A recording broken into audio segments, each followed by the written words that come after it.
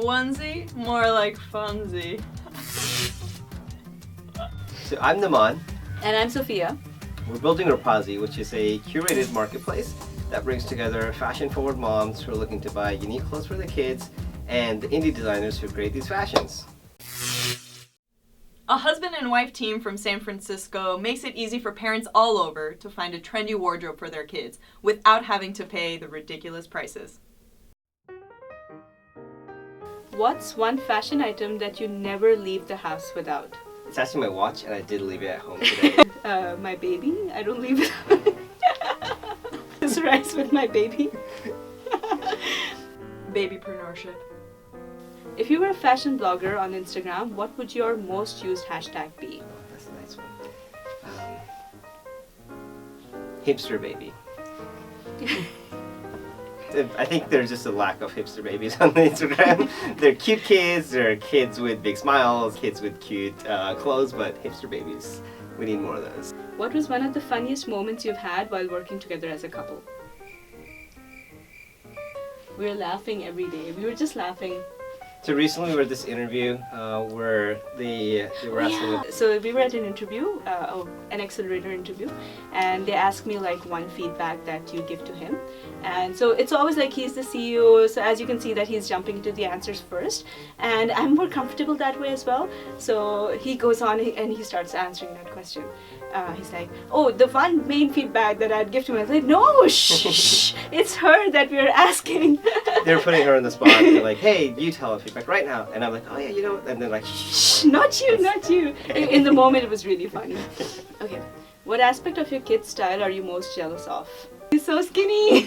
He can eat a ton and still be so skinny. And this doesn't happen with us. Oh, and the fact that you can actually go to the bathroom while standing anywhere in the mall or in the restaurant. Everything is a diaper if you just believe. Are you a Jobs or a Wozniak? I think I'm clearly the Jobs. Yeah. I'm probably more the Wozniak. Because I bring out these crazy, wacky ideas, which she has to kind of, pull me back and like, hey, it's too far out. We don't have resources. We don't have the money to do this. We don't have the time. Let's focus on what we are actually doing right now. But who takes out the trash? So my feedback to him has always been, perfect is the enemy of good enough. That's his, like, that's his Jobs part. So. Yeah. I'm a little bit more laid back. I'm not the one who kind of goes by the to-do list and like I'd never have one. She's completely the opposite. She has one. I don't think I literally have like a long to-do list, big sheet of paper that this is what we need to get done today. I guess it's very different when working like all the 10 years that I've worked in corporations and startups. You can't just like it's so open that it's almost freaky that sometimes that you know exactly what the other person is thinking even before that person is thinking that. Yeah, no, that's true. Like if I get stressed out, he would know like within seconds. Okay, now you're stressing. What's up? Now tell me.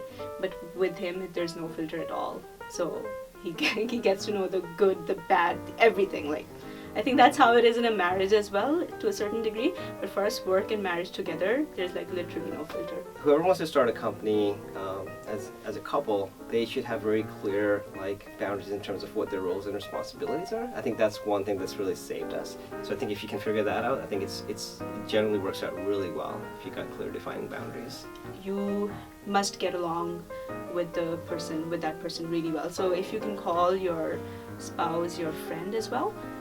In my case, he is my best friend, so that really helps. Otherwise, it can get really tough. And especially if you have a baby on top of that, then it's really difficult. If you can't get along with your spouse for long periods of time, then never venture into this, because otherwise it's going to be a nightmare. Marriage as well. Yeah. There's a term. Old-fashioned VCs, they actually have a term couplepreneur. Which traditional VCs are kind of opposed to. There are some VCs who just straight off the bat would say like we don't invest in couples. But yeah, times are changing. I think that's a good thing, and I think there's just some really great couples out there who are doing some amazing things. That's entrepreneur-fabulous.